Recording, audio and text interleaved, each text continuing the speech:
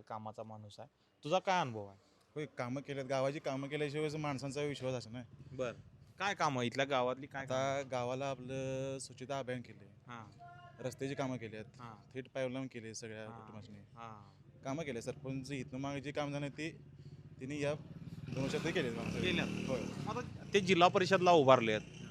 शिरोलीकर त्यांना गाववाले तुम्ही त्यांना संधी देतील वाटते किंवा काय? होय, संधी देणारच. गावाच्या विकासाकडे बघून तरी त्यांना ती संधी देणारच. म्हणजे गावात जो विकास झाला तो पुढे करतील असं तुम्हाला अपेक्षा होय, आहे? 100% 100%.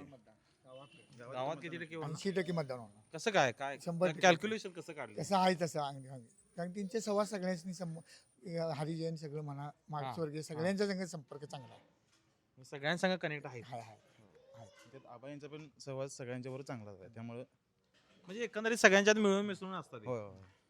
बाकीचे पण उमेदवार आहेत त्यांचं कोण काय कसं? बाकीचे काय त्यांचं आता कसं आहे माहिती आहे तिने काय इकडे आलेलीच नाहीत म्हणजे काय संबंधच नाही हो म्हणजे इकडे आलेले नाही. आलेलीच नाही. त्यामुळे मतदानाचा काय मतदान संबंध? काय संबंध नाही. काय मित्रा काय सांगशील तू? बाकीचे उमेदवार पण आहेत. बाकीच्या उमेदवारांचे ते नवे चेहरे आहेत. हां भैयांचं कसं आपले चांगला स्वभाव, आपले कायम माणसात असण्याचं काय त्यामुळे इथनं मतदान त्यांना चांगलं होईल वाटतं. 100% होणार 100% होणार मतदान. अशाच नवनवीन अपडेट्ससाठी डिजिटल कोल्हापूर चॅनेलला सबस्क्राईब करायला विसरू नका.